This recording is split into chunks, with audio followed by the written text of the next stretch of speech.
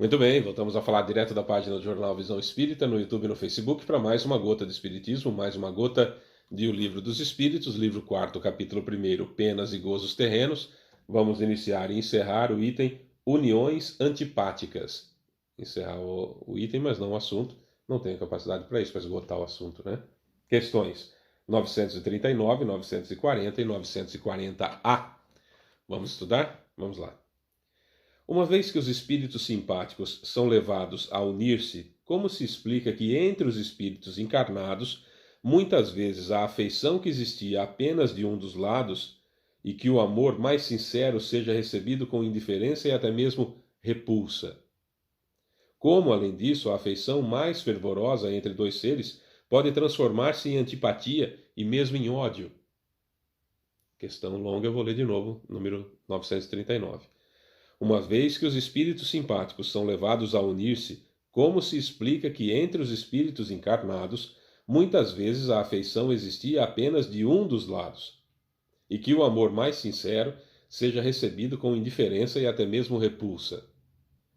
Como, além disso, a afeição mais fervorosa entre dois seres pode transformar-se em antipatia e mesmo em ódio? Pergunta complexa e que tem tudo a ver com a vida da gente. Resposta: então tu não compreendes que se trata de uma punição, embora passageira. Além disso, quantos são os que acreditam amar perdidamente porque julgam apenas as aparências e, quando são obrigados a viver com as pessoas, não demoram a reconhecer que era apenas um interesse material? Não basta estar apaixonado por uma pessoa que vos agrada e na qual acreditais haver belas qualidades. Só vivendo realmente com ela podereis avaliar. E, aliás, quantas uniões que a princípio parecem inviáveis e que, quando ambos se conhecem melhor e se analisam, se transforma num amor terno e durável porque está assentado na estima. Não se deve esquecer que é o espírito que ama e não o corpo, e que, quando a ilusão material se dissipa, o espírito vê a realidade. Há dois tipos de afeição, a do corpo e a da alma, e muitas vezes costuma-se tomar uma pela outra. A afeição da alma, quando pura e simpática, é durável, a do corpo é perecível. Eis porque, muitas vezes, os que acreditavam amar-se com amor eterno acabam se odiando quando a ilusão se desfaz. Olha,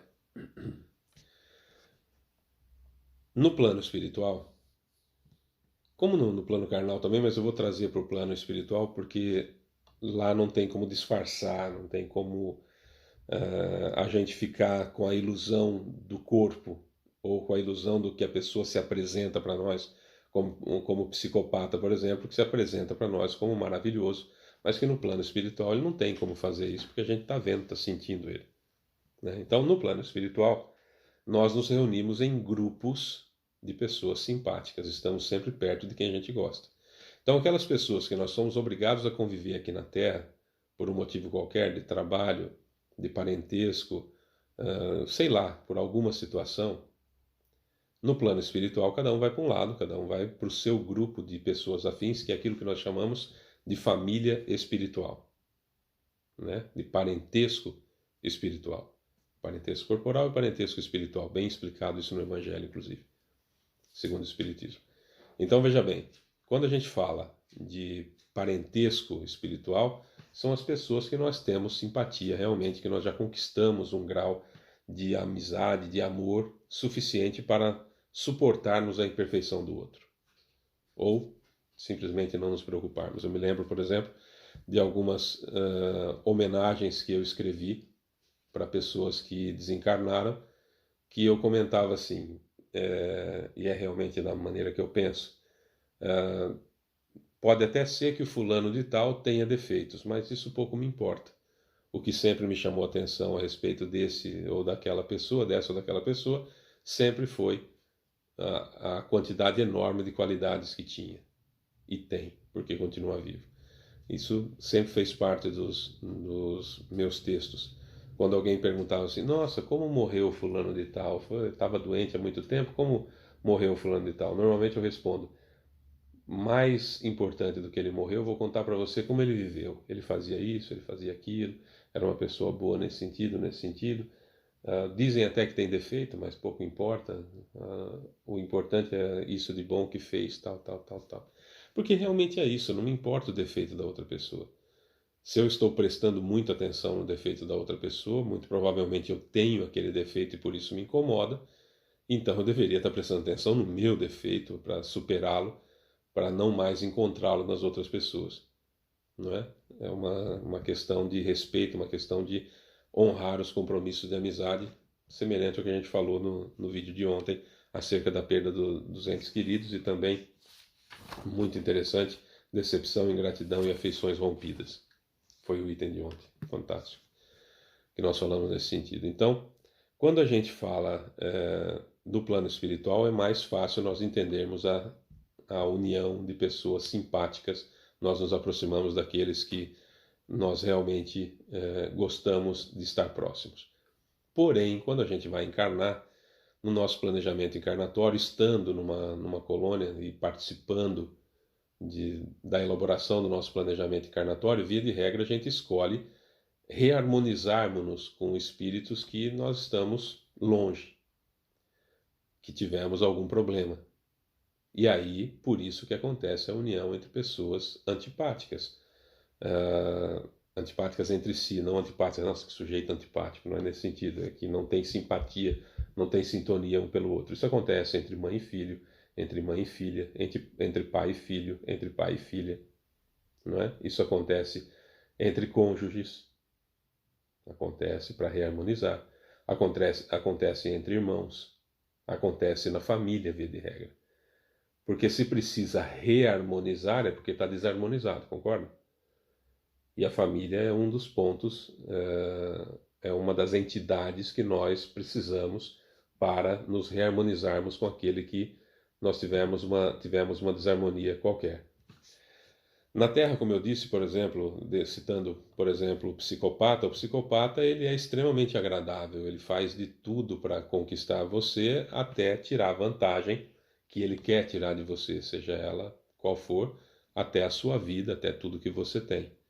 São pessoas desprovidas de sentimentos, são pessoas que teríamos que estudar muitas e muitas gotas de espiritismo para entender o que se passa um pouco na mente de um psicopata, né? Que só encarnação após encarnação e com espíritos extremamente nobres para tolher um pouquinho do seu livre-arbítrio. Então, estou falando de mães que sejam espíritos extremamente evoluídos para pouco a pouco, encarnação após encarnação, se submeterem à difícil, árdua e quase, porque não existe nada impossível, quase impossível missão de melhorar o psicopata. Então, para você ver que é um trabalho complicado. E psicopatas muito provavelmente não ficarão na Terra quando essa passar de provas e expiações para a regeneração.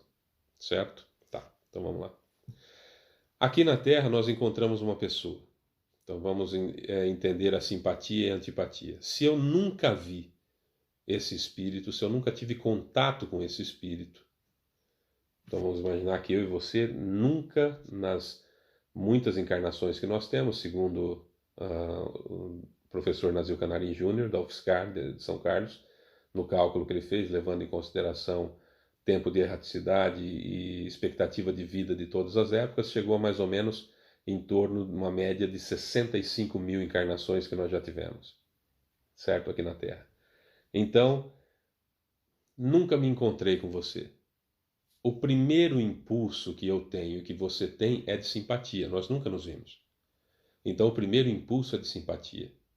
E aí, quando vamos nos conhecendo, os seus defeitos vão me incomodando e os meus defeitos vão te incomodando.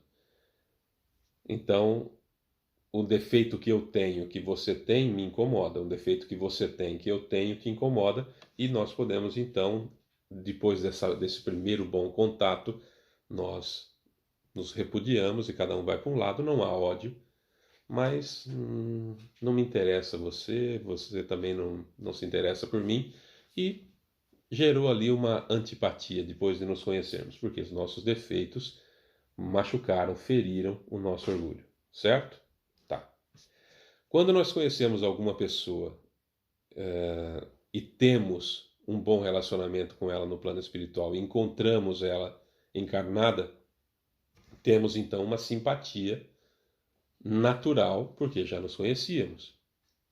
Aí, com a convivência, nós vamos vendo aquilo de bom que nós víamos no plano espiritual um no outro, reencontramos na Terra e estreitamos esse laço, beleza, extraordinário, essa simpatia gratuita, amigos que são mais do que parentes, que são mais do que irmãos, que você e eu temos um carinho enorme, um amor muito maior do que pelos próprios irmãos de sangue, porque os irmãos de sangue podem ser aqueles que estão para reharmonizar.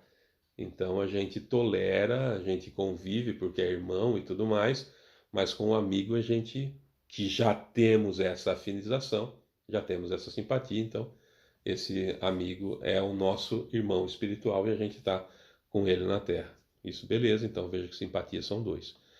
Mas tem aquelas pessoas que a gente simplesmente não vai com a cara olhando para ela sem nunca ter visto antes. Se a gente tem uma antipatia pela outra pessoa, gratuita, às vezes a gente vê a pessoa na televisão, às vezes a gente vê a pessoa na internet e já não vai com a cara daquela pessoa imediatamente. Porque os defeitos dela refletem o seu e porque os seus refletem o dela. Se há essa antipatia primária, já nos conhecemos e já temos essa antipatia anterior. Certo? Então, se nós nunca nos vimos, simpatia é a primeira coisa que acontece.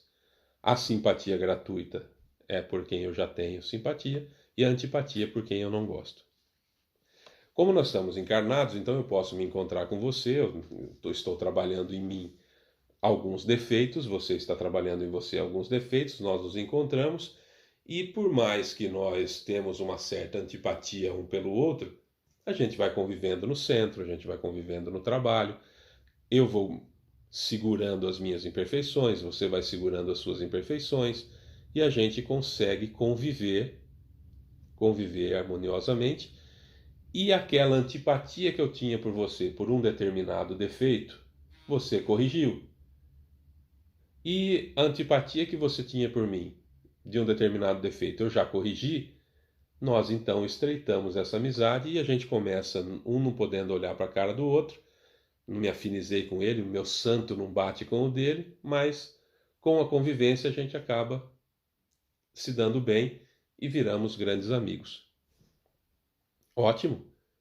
Olha aí, era uma antipatia que existia, porque os defeitos em forma de espelho me incomodavam, resolveu o defeito lá, resolveu o defeito aqui, vamos ser amigos e vamos caminhar juntos nessa jornada.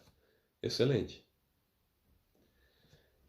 Ainda tenho os meus defeitos, você ainda tem os seus defeitos em forma de espelho, e nós somos obrigados a conviver por algum motivo, ou porque somos da mesma família, ou porque trabalhamos juntos, e aí esses defeitos vão ficando cada vez incomodando mais, vão incomodando cada vez mais, até que a gente irrompe em grandes problemas e desenvolvemos o ódio. Porque já era uma situação ruim e que a convivência só piorou. Daí a importância de tomar cuidado com relacionamentos tóxicos. Daí a importância de tomar cuidado com reuniões familiares em que somos obrigados a ficar à mesma mesa, às vezes, com espíritos que a gente não se dá e aquilo só vai piorando, só vai machucando mais. Então nós temos que tomar cuidado com relacionamentos tóxicos para não piorar a situação. Para que os defeitos do outro e os meus defeitos não machuquemos uns aos outros de tal forma, de tal maneira que depois fica irremediável. Percebe? E tem também aquelas situações de estarmos alheios às sensações espirituais, estarmos também apenas, não também, estarmos apenas envoltos na libido, na satisfação do diafragma para baixo, que é comer e dormir, né? Sexo e mesa, cama e mesa, e só para satisfazer essas duas situações, satisfazer os prazeres, e a gente encontra aquele corpo bonito, aquele corpo que desperta a minha libido, aquele corpo que desperta os meus desejos, aquela situação econômica, socioeconômica que favorece a minha vida, não é? E eu então me uno à outra pessoa,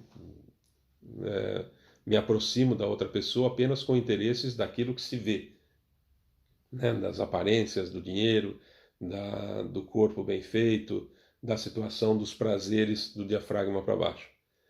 Quando esses desejos são satisfeitos, sobra apenas aquilo que a pessoa é por dentro.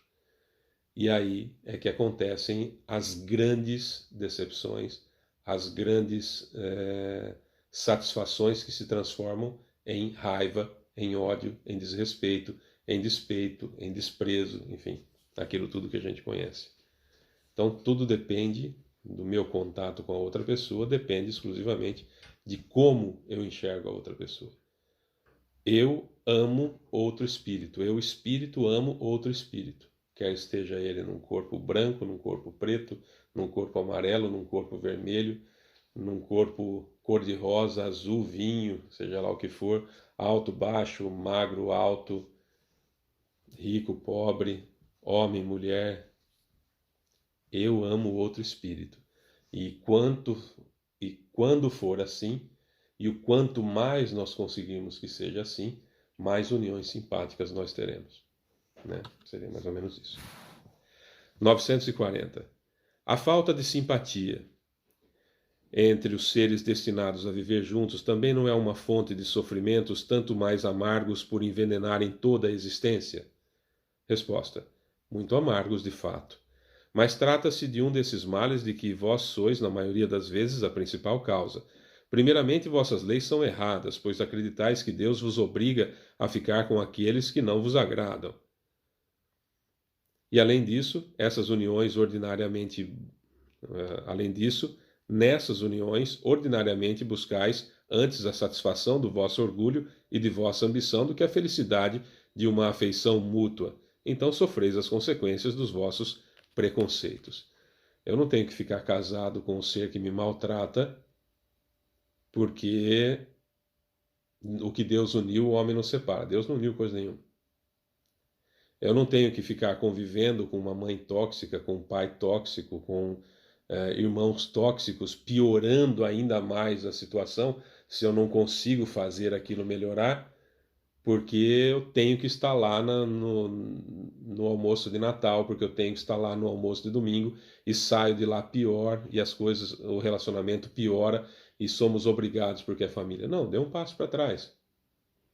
Ame à distância, honre o pai, honre a mãe, honre os irmãos, mantendo a sua honra, como nós falávamos em alguns vídeos atrás, mantendo a honra do contato, não é? Da gratidão por tudo que representam na sua vida, mas não seja tóxico para a pessoa e não permita que a pessoa seja tóxico para você, para não piorar a situação. Não é porque é parente que tem que ficar ali o tempo todo. Não é porque casou que tem que continuar sendo vilipendiado ou vilipendiada, ou sendo ofendido, ou sendo maltratado ou maltratada pelo cônjuge ou pela cônjuge. É preferível, quando há uma adulteração do relacionamento, que se encerre o relacionamento.